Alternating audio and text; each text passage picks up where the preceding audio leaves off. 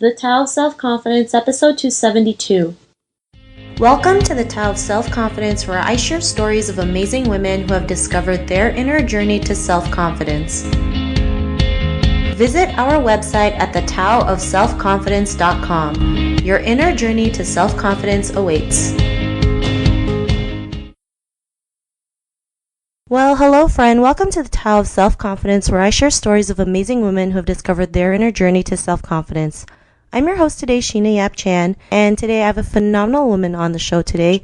She is the founder of Je T'aime Perfume, and I'm really excited to have her on and share her story with us. So without further ado, I'm going to introduce you to Prachi Saini. Prachi, how are you today? Maybe you can fill in a little bit more about yourself to our listeners.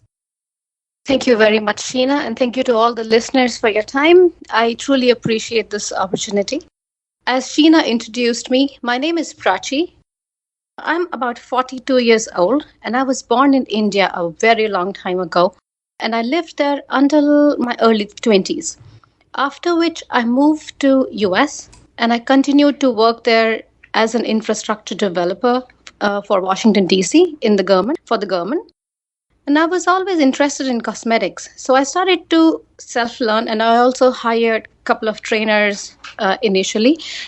After some time, I found this great perfumer with whom I apprenticed. And for the last 3 years, I've been in Singapore. We have a perfumery here where people are able to learn about perfumes. And they also come together and relax as couples and as groups. That's about it. Awesome. Well, thanks for sharing that. And Prachi, what would be your favorite self-confidence quote? My favorite self-confident quote. I heard this from a friend, and I love this. It says, "They tried to push me down into the ground, but they didn't know I was a seed."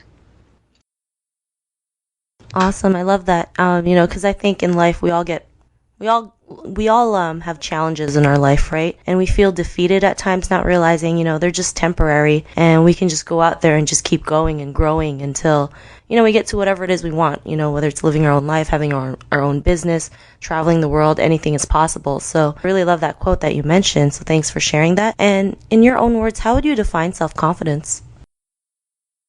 I would just go with the Oxford Dictionary definition, which is straightforward putting it, and it says believe in yourself. But I do have a favorite quote of mine about this, and I think it's particularly applicable to teenagers and the young people. It says, "It is not what they call you, it is what you respond to."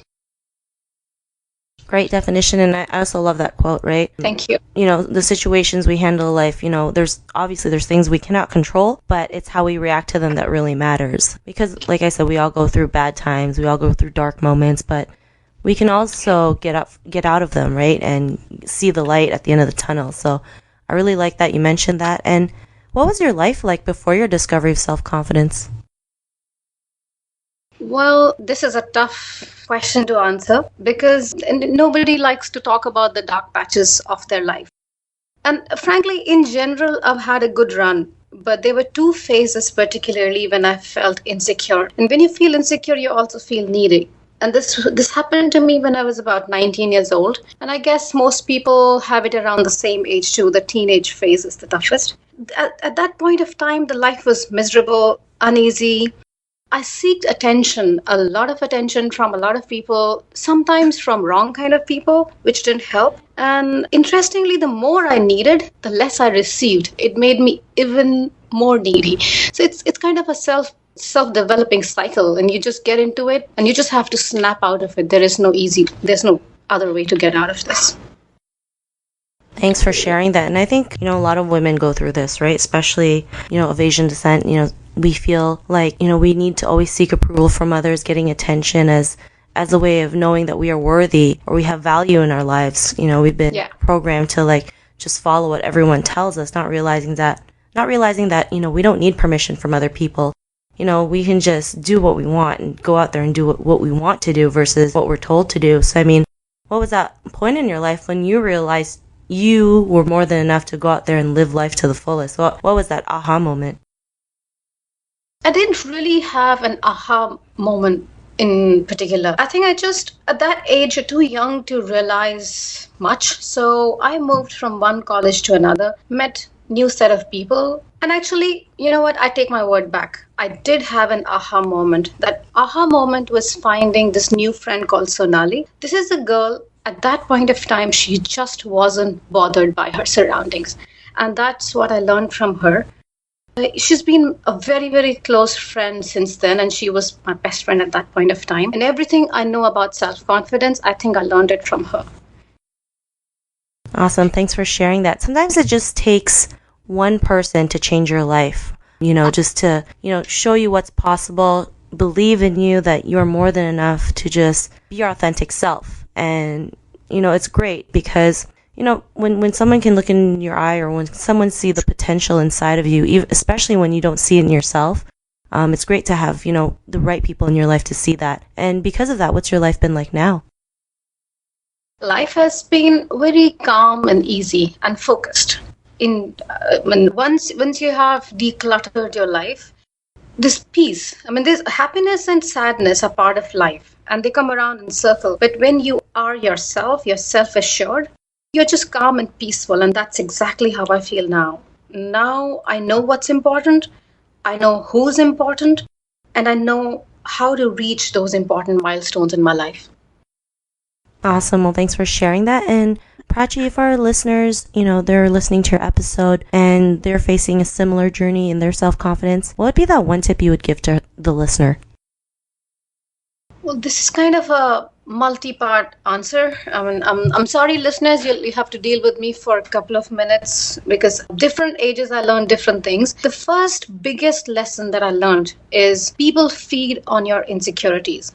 Never give them that chance. There is no reason to do that. Second, I know FU is a bad word, but it can be good sometimes. You don't need to say it out, but you need to feel it. It sort of helps you prioritize what's important and get rid of unwanted people. Third would be you choose people who really matter. Typically, your children, your parents, you want to choose people who matter and you really want to make them proud. When you can make people proud, it's an unbelievably great feeling. You just feel strong inside. And I think the last one will be find what you're good at. I found what I was good at, and I'm very happy that I found it. You just pick that one or two particular skills and you improve them and you take them to another level. It gives you a lot of assurance and self-confidence. Thanks for sharing all those tips. And Prachi, if our listeners want to get to know a little bit more about you and what you do, is there any links or social media profiles we can connect with? Yes, we have. Our website is JeTaimePerfumery.com. If you Google Perfume Workshop Singapore, they'll tell the audience what we do. We run a perfumery and we have a very small complimentary smells museum for Singaporeans and SG visitors where you can relax, you can have fun, and you can smell all kinds of happy and even disgusting aromas. Awesome. Well, thanks for sharing that, Prachi. And to the listeners, if you want to connect with Prachi, you can also head on over to thetaoofselfconfidence.com and search for Prachi's name. Her show notes will pop up along with everything else we talked about. And I really just want to thank Prachi for taking the time to share her story and tips with us on self-confidence. So thank you so much. Truly appreciate, Sheena. Thank you very much for your time. And thank you. Have a really great day ahead. Thank you so much, and it was an honor having you on the show. And to our listeners, be on the lookout for another new episode of another amazing woman's journey to self-confidence, and we'll talk to you soon. Bye for now. Thank you for tuning in to another amazing episode of The Tao of Self-Confidence. Visit our website at thetaoofselfconfidence.com to check out cool resources, blog articles, show recaps, and so much more. Your inner journey to self-confidence awaits.